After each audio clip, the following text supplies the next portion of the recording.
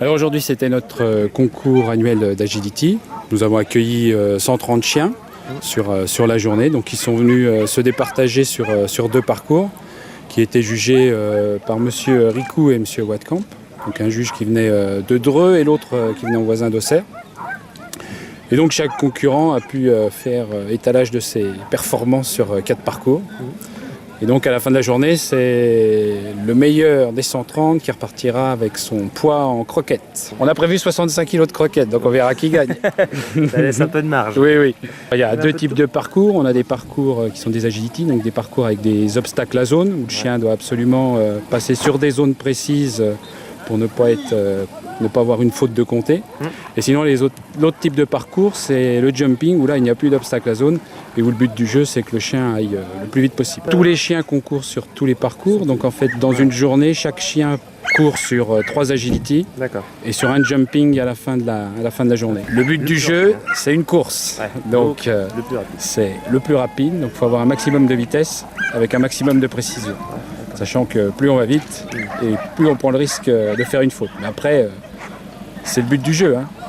Et donc la faute, c'est un obstacle refusé, c'est ça de la part du chien? Alors une faute, ça peut être une barre qui tombe, ça peut être un chien qui refuse un obstacle qui passe à côté.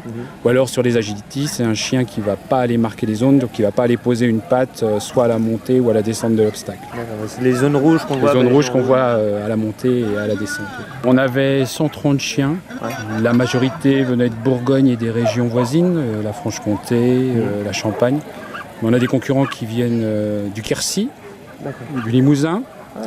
Oui, donc des gens qui viennent, qui connaissent par la nationale d'utilisation qu'on organise à Avallon, et puis qui reviennent après en concurrent avec leurs autres chiens. Le concours d'aujourd'hui, c'est un concours national, qui est donc les qualificatifs obtenus par les concurrents leur permettent après d'accéder au championnat de France et à la finale du Grand Prix de France. Oui, c'est un rendez-vous important, surtout que la date fait qu'on n'est pas loin des sélectifs.